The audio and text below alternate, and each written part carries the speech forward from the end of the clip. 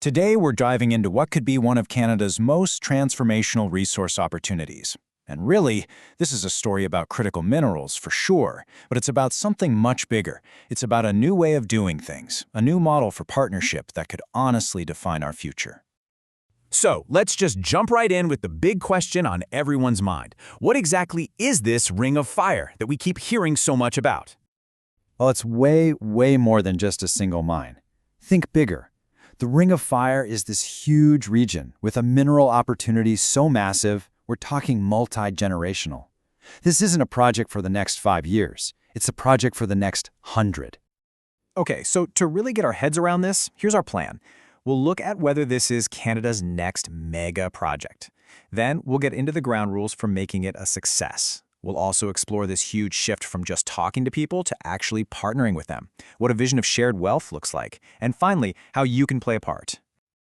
All right, first up, let's really try to grasp the sheer scale and, the strategic value of what we're talking about here. This is absolutely on a nation-building level.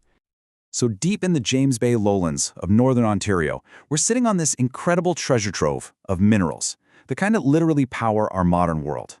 I'm talking about the nickel you need for every single electric vehicle battery, the chromite for stainless steel. This puts the Ring of Fire right at the center of the green energy transition, and it positions Canada as a major player on the world stage. This isn't just a local project, it has huge national economic importance. But here's the thing. For a project this massive to actually work in this day and age, it just can't be business as usual. A whole new foundation has to be laid first, and it's got to be built on respect and the rule of law. And that foundation, it starts right here with Section 35 of our Constitution.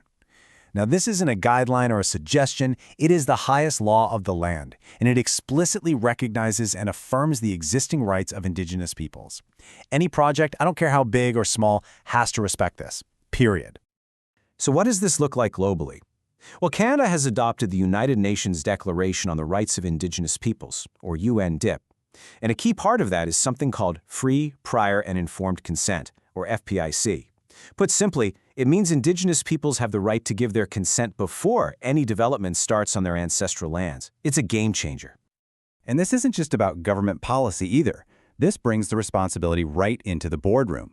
The Truth and Reconciliation Commission's Call to Action number 92 is a direct challenge to corporate Canada to use UNDRP as a framework for reconciliation. It's calling on businesses to step up and become real partners to ensure fair access to jobs, opportunities, and education for Indigenous communities. So, with all these legal and ethical rules of the road now in place, how does the day-to-day approach actually change? Well, it means a fundamental shift in how we think about this stuff. And this chart just lays it out perfectly.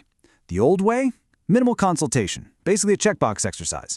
Relationships were just transactional. Local benefits were small, and all the decisions came from the top down. The new way, the only way forward, is built on authentic partnership, shared decision-making, actual equity ownership, and genuine Indigenous leadership at the table. The bottom line is this. The goal is no longer just to consult with communities as if there's some kind of obstacle. The goal now is to build these massive projects with them as true partners, as leaders, and as owners right from day one. Which leads us to the big payoff. If we do this new partnership model right, what does success actually look like? What does this idea of economic reconciliation mean in the real world? This idea really just nails it. It's not about building a road to a mine. It's about building a corridor to shared prosperity. It's where the roads, the power lines, and the mine itself become these engines for lasting wealth and opportunity, not just for the companies, but for Indigenous communities, and you know what? For all Canadians. And that, right there, that is economic reconciliation. It's about creating systems where prosperity is actually shared. It's about fixing historical wrongs through new economic partnerships and making sure everyone gets a piece of the pie from developing our resources responsibly. And this partnership model creates this incredible positive cycle. You get long-term revenue for Indigenous communities to build their own futures. You get Indigenous-led businesses popping up all along the supply chain. You get shared environmental oversight. And what's really key for business? You get a stable, predictable investment climate. Everybody wins. So this brings us to the final and maybe the most important part of this whole thing, figuring out how you can actually be a part of making this incredible vision a reality. After everything we've looked at, The huge opportunity, the new legal framework, this vision for shared wealth. The question we've all got to ask ourselves is this: is the model being built for the Ring of Fire, the blueprint for all of Canada's future prosperity?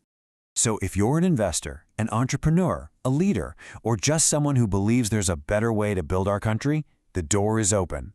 If you want to see what authentic partnership really looks like, get in touch with Bear Standing Tall, Inc. The info's right there. The future is being built right now, and you can be a part of it.